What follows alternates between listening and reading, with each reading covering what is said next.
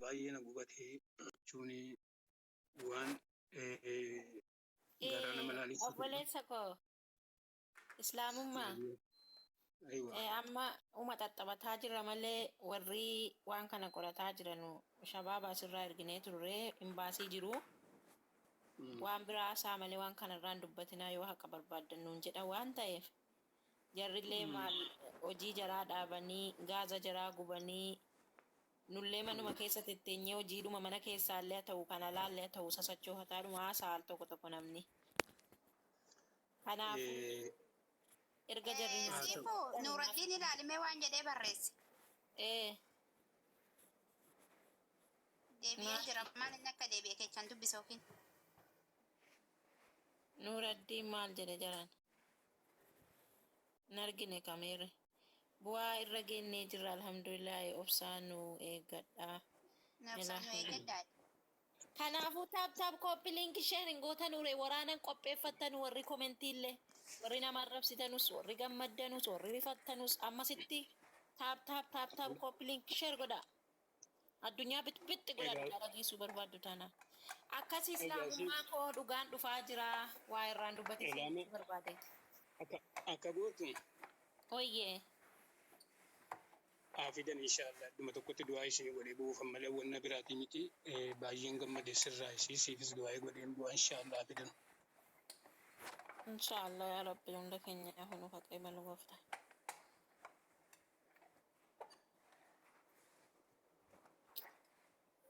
Nagaasiniif haa ta'u akkam ooltan kabajamtoota ijoollee mana madaamii warra biyya keessas ta'ee siifan warra awurooppaas ta'e hundi keessan nagaa keessanii. Nagaa kooti hawwiin jirta miti. Hawwii. Ani sinuma jalan oolee gaafa. Hawwii jaldu yoo hojii qabaattee moodeetara sirraa fuudhee namaa kenna daqiiqaa 5 as jiru an daqiiqaa 5. Kanaafuu ijoolleen dhufanii jara irraa fagaatiin taasifu waan Nuraddiin illee waan akkas jedhee barreesse. Yookiin ta'uu danda'an. Irraa fagaachuun laazimidha. Moderator tokko taa kennitu nama galuu qabu amma nama galchu. Nama sirriittas taa'u. Nama singalchan rakkoo qabu yoo namni biraa asirra jiraate nama biraatti gaadhuun kan immoo haalaadhu. Hojii qabdu? Hojiin qabu taa'ee. Sifu anillee taa'eetuma jira minalbaata hanga ati deebitutti rakkoon qabu asuma. Madaamni isinitti in iyyitu adaamii moo maal jedhe? Laala madaamin hin jirtu jedhama. Koonaa kenni nama hin beekne moo lubbuutiyya. Warran wajjin qabsaa ture malee yoo rakkoon jiraate rakkoodha. Mee qoyaa ijoollee qabsu. Adaamiidha moo madabii dhattanii waan isaan waan nyaatamu ennaan adidanii bikko waan kun. Madabii jamoo hin seefan dhugaa waaqaa akka jedhessi galateeffadhu deembeefu erga kaleessatti si alaan baane dhugaa rabbi. Moodeetara sii kenne gaabeeti. Yeroo jara Nuraddiin ol gashaa'idha noo hin jirrellee jara ol gashite haqa jiru gaafattanii sinitti muu jarruus sinii ibsanii inshaallah. Garuu baay'ee fagaatti sammaa ofirra godhii deemisiifu. Roolaadha saayikiliidhaan kunoo daqiiqaa 5 ga'ee dhufa. Laazim deemuu qaba. Daqiiqaa 5 qofa. Hin dhufaa nuutu jarri hin dhufin. Ayyee nagaan deemi kun. Ayyee Aburashiidaa asii olirraa buutanii eenyuun gashitu yeroo sana Aburashiidaa gannii ergasii immoo jarri achi deeman sana gashitan. Jawwee fa'a Nuuru daddiifa. Nuuree koo daqiiqaa 5 eeggadhu. Koppii linkii godhamee. Innaan kan jechuu barbaade wal gorsuun keessanii ba'eessa asirratti waa'ee ijoollee mana madaamis ta'e ijoollee asii ijaazaa buutu garuu immoo waliin xiqqeessina waliin arrabsina amma dandeessanii gabbeettanii wal gorsa.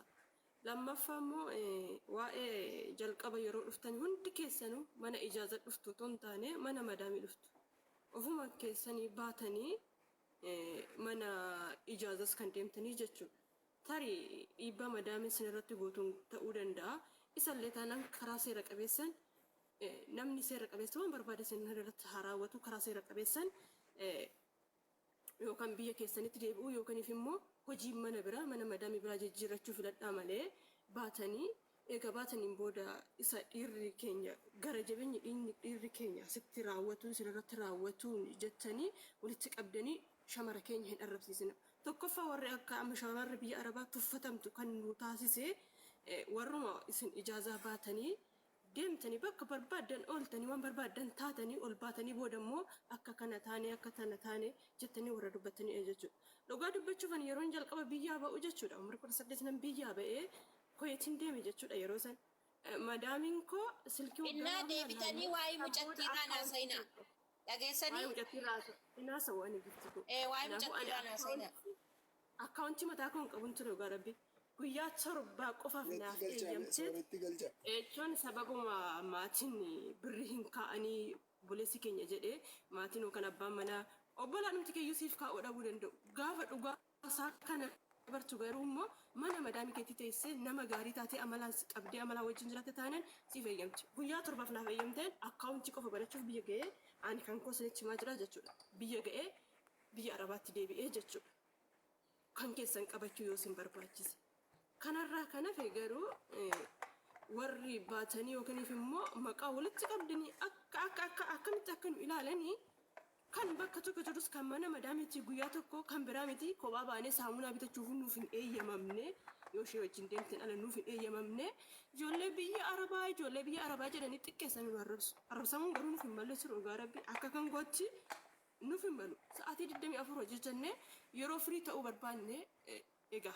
Haguma bira turre silkiin nuuf kenname deebinee silkii fayyadamnee barbaanne viidiyoo barbaanne mana keenya keessatti jechuutaa keenya keessatti waan barbaanne hojjechuu dandeenya. Isaa warri kun garuu warri akkuma barbaade mana ijaazaa olee karaarra deemaa olee waan barbaade hojjechaa olee yeroo dhibban irra ga'e bichaa as ba'anii keessa isaanii akkana wanta akkanaan irra ga'e warri jedhan jechuudha. Warri akkasii dhugaa of kabajaa ammas tanan jechuudha.